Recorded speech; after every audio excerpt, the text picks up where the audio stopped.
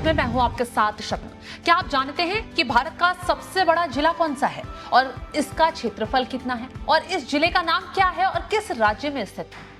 आप चौंक जाएंगे। उस जिले के सामने हरियाणा और केरल और गोवा जैसे राज्य भी छोटे हैं। जी हाँ, जहां धरती सफेद नमक की चादर ओढ़ लेती है। समझ गए होंगे, और अगर नहीं समझे तो और कुछ हिंट दे देते हैं। जहां रेगिस्तान भी है, समुद्र भी है और इतिहास की हजारों साल पुरानी परछाइयां भी। आपका दिमाग नहीं पहुंचा होगा वहां। चलिए हम बता ही देते हैं कि उस जिले का नाम क्या है और किस राज्य में स्थित है। नाम है कच्छ और राज्य है गुजरात। आप जानते हैं कि भारत का भूगोल जितना विशाल है उतना ही अद्भुत भी है। सरकारी परीक्षाओं में अक्सर ऐसे सवाल पूछ लिए जाते हैं जो सिर्फ जानकारी नहीं बल्कि देश की भौगोलिक और ऐतिहासिक समझ भी मांगते हैं। और जब बात भारत के सबसे बड़े जिले की हो तो कच्छ का नाम सबसे ऊपर आता है। गुजरात राज्य में स्थित कच्छ जिला क्षेत्रफल के हिसाब से भारत का सबसे बड़ा जिला माना जाता है। इसका कुल क्षेत्रफल लगभग 45,674 वर्ग किलोमीटर है।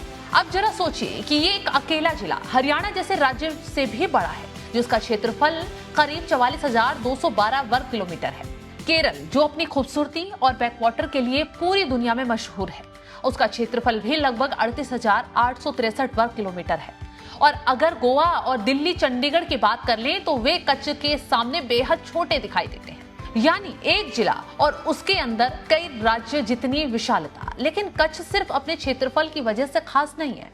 इसकी पहचान इतिहास, संस्कृति और भूगोल के अद्भुत संगम से बनी है। कच्छ का नाम सुनते ही सबसे पहले दिमाग में आता है रण ऑफ कच्छ, एक ऐसा इलाका जहां दूर दूर तक सफेद नमक फैला दिखाई देता है। सूरज की रोशनी जब इस सफेद धरती पर पड़ती है तो ऐसा लगता है मानो पूरी जमीन चांदी की तरह चमक रही है। और यही वजह है कि रण ऑफ कच्छ दुनिया भर के पर्यटकों को अपनी ओर आकर्षित करता है।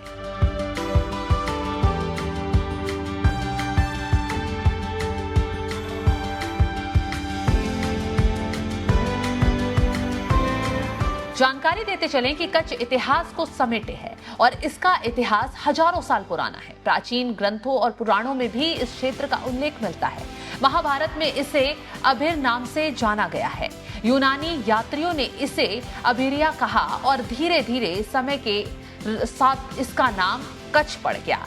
कहा जाता है कि इसकी भौगोलिक बनावट कछुए जैसी दिखाई देती है, इसलिए उसका नाम कच्छ पड़ा। यानी ये सिर्फ एक जिला नहीं बल्कि सभ्यता और इतिहास की जीवित कहानी भी है। भुज सिर्फ प्रशासनिक केंद्र नहीं है, ये कच्छ की सांस्कृतिक आत्मा भी है। यहाँ की कला, लोक संगीत, हस्तशिल्प और पारंपरिक वस्त्र पूरी दुनिया में प्रसिद्ध हैं। अगर आपने कभी कच्छ की कढ़ाई वाले कपड़े या वहाँ की हस्त निर्मित कलाकृतियां देखी हो तो आप समझ सकते हैं कि ये इलाका सिर्फ रेगिस्तान नहीं बल्कि कला का खजाना भी है। कच्छ का क्षेत्र पाकिस्तान, राजस्थान, अरब सागर से घिरा हुआ है। मतलब ये रणनीतिक रूप से भी बेहद महत्वपूर्ण इलाका है। यहाँ विशाल रेगिस्तानी भूमि है, खेती योग्य क्षेत्र भी है और लंबी समुद्री तट रेखा भी है। भारत पाकिस्तान सीमा के पास होने की वजह से कच्छ का सामरिक महत्व भी काफी बढ़ जाता है।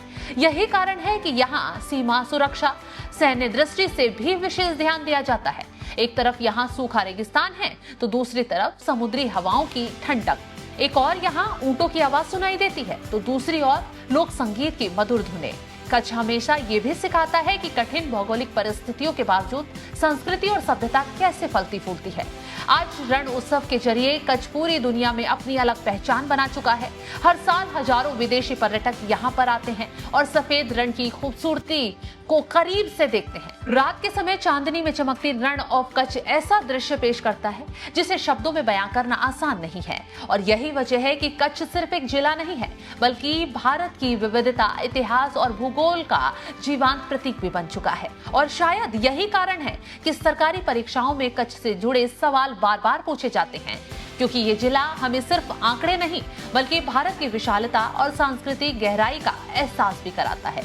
तो अगली बार अगर कोई आपसे पूछे कि भारत का सबसे बड़ा जिला कौन सा है, तो अगली बार अगर आपसे कोई पूछे कि भारत का सबसे बड़ा जिला कौन सा है तो सिर्फ कच्छ मत बताइएगा, उसे कहिएगा, बताइएगा कि ये वही धरती है जहां इतिहास सांस लेता है। और इस भूमि की जो खासियत है वो हमने आपको बारीकी से बताई। तो फिलहाल आप इस खबर को लेकर क्या कुछ राय रखते हैं कमेंट बॉक्स में जरूर बताइए।